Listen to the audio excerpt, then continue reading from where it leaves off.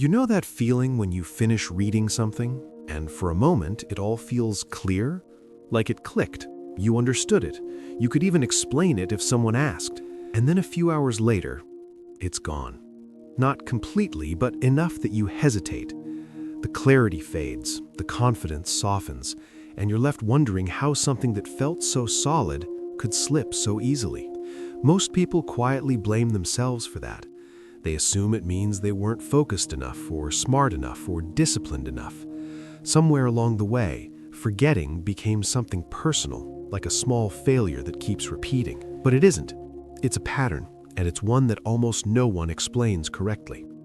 Because remembering what you learn, really remembering it, has very little to do with how hard you try in the moment. There's something deeper going on here than people realize. When you learn something new, your brain doesn't store it the way it feels like it does. It doesn't save it as a clean, permanent file. Instead, it holds it in a temporary, unstable state, something neuroscientists call working memory. It's fragile. Unless something happens next, it fades. Not because your brain is weak, but because it's efficient. Your brain is constantly filtering. It's asking one quiet question: is this worth keeping? And the answer depends on use. Studies on memory consolidation show that information only becomes stable when it's actively retrieved, used, or connected to something meaningful, not when it's simply understood once. That's why recognition feels like learning, but isn't. When you reread something, it feels familiar, comfortable.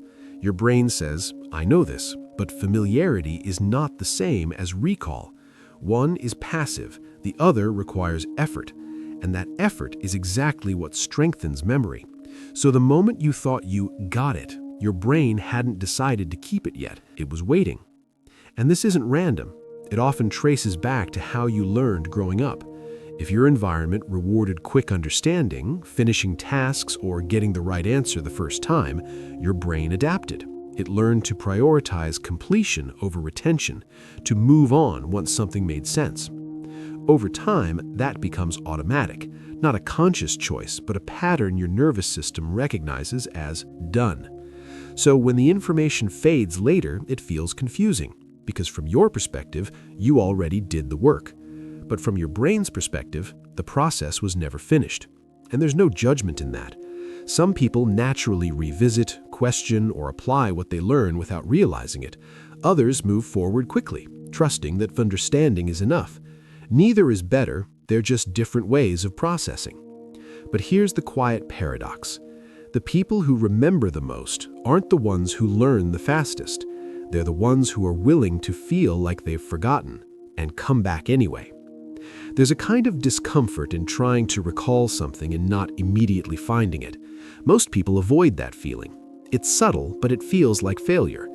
In reality, that moment is where memory is being built.